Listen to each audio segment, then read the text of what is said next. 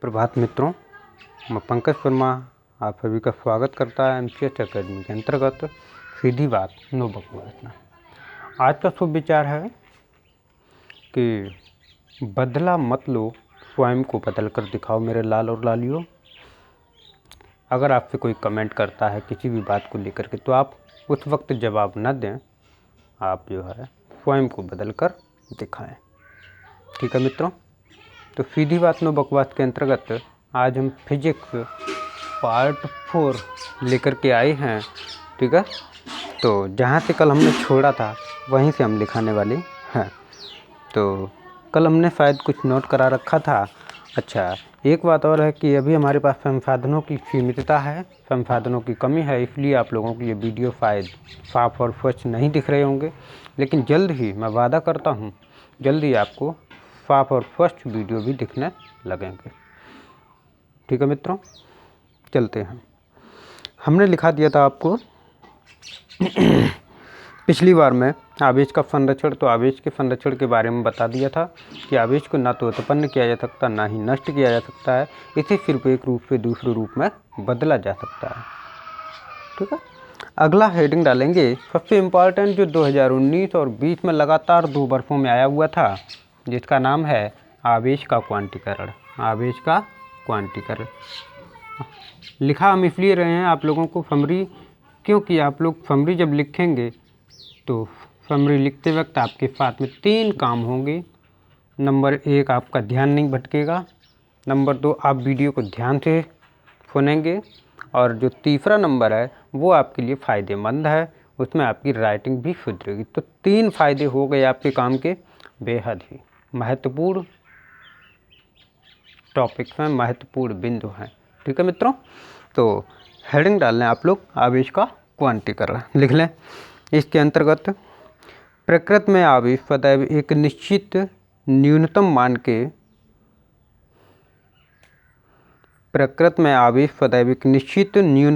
के पूर्ण गुणज के रूप में उत्पन्न होता है। पूर्ण गुणज के रूप में उत्पन्न होता है, जिसे हम आवेश का क्वांटीकरण कहते हैं। जिसे हम आवेश का क्वांटीकरण कहते हैं। जल्दी आपको इंग्लिश और हिंदी की भी क्लास मिलने लगेंगी, इंटर और हाई स्कूल को। यही हमारी पहली प्राथमिकता है। अगर आपको यूपी बोर्ड का टॉपर बनना है तो हमारे साथ आइए, हम आपको बनाएंगे। ठीक है, एमसीएस का एक ही सपना है, और वो सपना है कि यूपी बोर्ड का टॉपर हो अपना।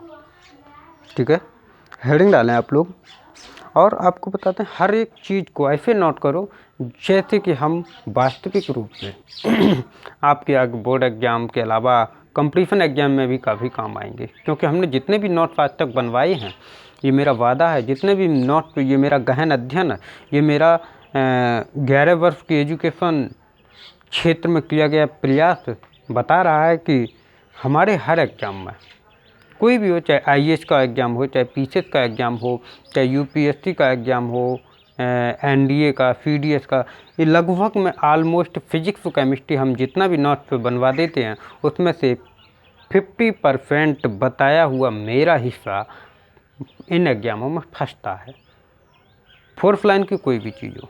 ठीक है मित्रों, हेडिंग डाल लें आप लोग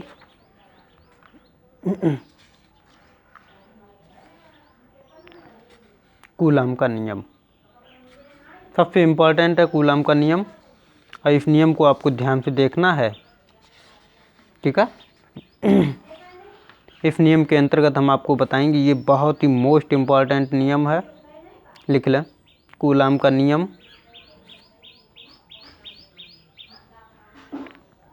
देखो, 2 स्थिर बिंदु आवेशों के बीच लगने वाला आकर्षण एवं प्रतिकर्षण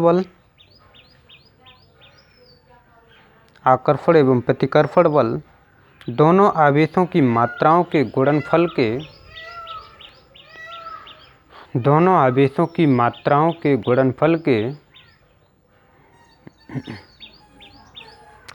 के अनुक्रमानुपाती तथा उनके बीच की दूरी के वर्ग के व्युत्क्रमानुपाती होता है,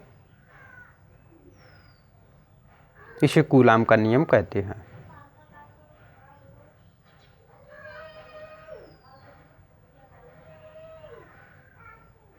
ठीक है भैया, या ऐसे लिख लें, इसे कूलाम का स्थिर विद्युत बल का नियम भी कहते हैं। इम्पॉर्टेंट है, नोट कर लेना। ये कई बार बोर्ड एग्जाम में पूछा जा चुका है, वही लिखाएंगे जो आपका बोर्ड एग्जाम में पूछा जाता है। ये एक अप्रत्यक्ष रूप से चलाई गई क्लास है, जिसमें आपको घर बैठे हर सुविधा प्राप्त हो रही है। आप लोग चैनल को सब्सक्राइब इसलिए कर लें क्योंकि आपको हम अब ग्रुप में ये वीडियोज को शेयर नहीं करेंगे, सीधा अब हम यूट्यूब चैनल पे इसे डालेंगे। ठीक है, अब लिखें, इसे एफ से प्रदर्शित करते हैं, एफ। तो एफ बराबर Q1 Q2 upon r square, Q1 Q2 upon r square. ठीक है, नहीं सॉरी, एफ बराबर के Q1 Q2 upon r square, इसे नोट कर लें। यही लिखें, जहाँ के स्थिर विद्युतीय नियतांक है, जहाँ के स्थिर विद्युतीय नियतांक है। आप कतई कुछ मत देखें, सिर्फ जैसा हम आपको बताते जाएं वैसा आप पढ़ते जाएं। मैं वादा करता हूँ कि आप लोग बहुत उच्च शिखर पर होंगे। ठीक है, नीचे लिखो, जहाँ के, क्या लिखा आपने, जहाँ के स्थिर विद्युतीय नियतांक है और Q1 Q2 स्थिर आवेश हैं, Q1 Q2 स्थिर आवेश हैं,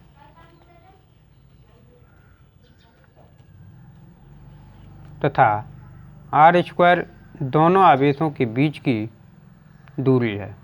आर स्क्वायर दोनों आवेशों के बीच की दूरी है।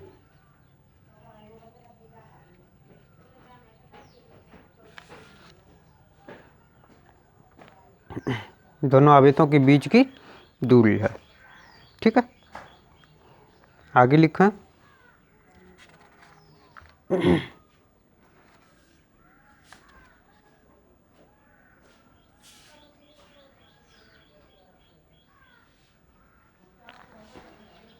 हेडिंग डालें, विद्युत धारा। विद्युत धारा लिखें, विद्युत धारा के बारे में लिखें क्या है, किसी भी चालक में आवेश के बहने की दर को, किसी भी चालक में आवेश के बहने की दर को विद्युत धारा कहते हैं। विद्युत धारा कहते हैं।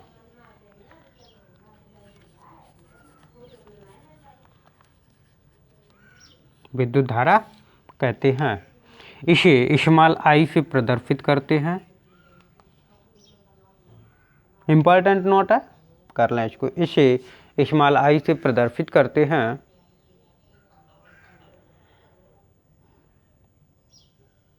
तथा इसका मात्रक एम्पियर होता है, तथा इसका मात्रक एम्पियर होता है।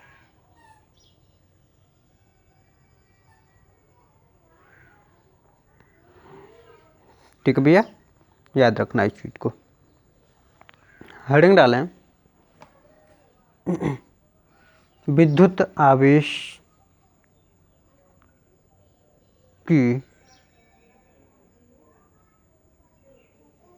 इकाई, विद्युत आवेश की इकाई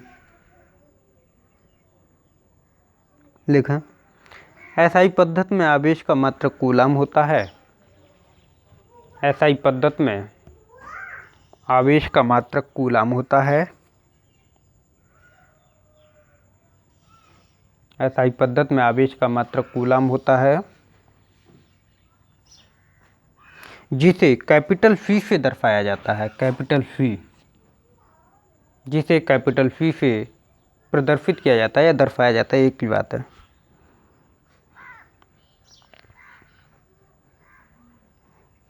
ठीक है, नोट कर लो। अगला नीचे लिखो, फीजियस पद्धति में आवेश का मात्रक फीजीएफ, फीजीएस मतलब समझ गए सेंटीमीटर, फीजीएस का मतलब सेंटीमीटर, जी से मतलब ग्राम और एस से मतलब सेकंड, सेकंड। ठीक है, सेंटीमीटर ग्राम सेकंड प्रणाली में इसी को बोलते हैं फीजीएस सिस्टम। इसे क्या बोलते हैं? फीजीएस system. Second sorry centimetre gram second प्रणाली। इसमें क्या है? इसमें विद्युत आवेश का जो मात्रक है वो होता है आपका इलेक्ट्रोस्टैटिक इकाई। फीजियस पद्धति में इलेक्ट्रोस्टैटिक,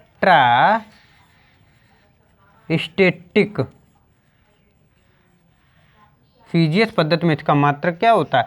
इलेक्ट्रोस्टैटिक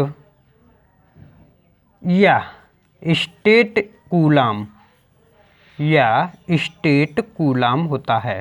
ठीक है,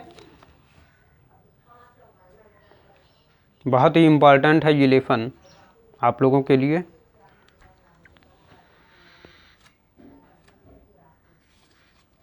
नीचे लिखें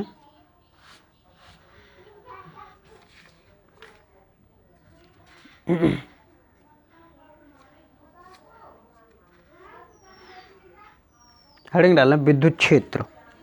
बहुत इम्पॉर्टेंट फैक्ट, विद्युत क्षेत्र। हम नोट इसलिए करा रहे हैं क्योंकि चाहते तो हम आपको रिवाइज भी, सिर्फ अंडरस्टैंडिंग भी करा सकते थे, लेकिन ऐसा नहीं है। आपको समरी लिखाना ज़रूरी है, क्योंकि जब तक हम समरी नहीं नोट कराएंगे आप लोगों को कुछ समझ में नहीं आएगा। और सिर्फ आप लोग इतना काम करें, तुरंत वीडियो पाएँ तो चैनल को सब्सक्राइब जरूर कर लो। ठीक है, आगे लिखें विद्युत क्षेत्र। लिखो, प्रत्येक आवेश के चारों ओर का वह क्षेत्र, प्रत्येक आवेश के चारों ओर का वह क्षेत्र जिसमें किसी दूसरे आवेश को रखने पर, जिसमें किसी दूसरे आवेश को रखने पर आकर्षण एवं प्रतिकर्षण बल का अनुभव करता हो, आकर्षण एवं प्रतिकर्षण बल का अनुभव करता हो, अनुभव करता हो, विद्युत क्षेत्र कहलाता है, विद्युत क्षेत्र कहलाता है। अब पता है विद्युत क्षेत्र को इंग्लिश में क्या कहते हैं? Electric area. क्या कहेंगे? Electric area. ठीक है, और छोटी सी जानकारी है नोट में, फैक्ट में, आप लोगों के दिमाग में बिठाने के लिए आप लोग उन लोगों को बताएं जो इस बार कक्षा 10 में हैं कि और 11 में हैं। 9, 10, 11, 12 की भी 9, 10, 11 की वीडियोज भी, यानी क्लासें, ऑनलाइन क्लास भी आपको जल्द ही मिलेंगी। हमने जैसा कि वादा किया था वो समय अब आ चुका है। आप लोग एक दूसरे से कांटेक्ट कर लें, क्योंकि हमारे पास अधिकांश बच्चों के कांटेक्ट नंबर नहीं हैं जिससे हम उनके व्हाट्सएप ग्रुप पर कोई भी चीज़ भेज सकें। ठीक है, आप लोग अपने में शेयर करें और उन्हें बताएं, इसे समझें। ठीक है, आप भी पढ़ें, उन्हें भी पढ़ाएं। आप अपना दिमाग को स्थिर रखें, क्योंकि आपका बोर्ड एग्ज़ाम मार्च और अप्रैल में प्रस्तावित है। शासन ने प्रस्तावित कर रखा है एडवांस में ही। कोविड-19 काल के दौरान ये सुविधा हम आपको घर बैठे प्रोवाइड कर रही है। ठीक है, फिलहाल आज का इतना ही।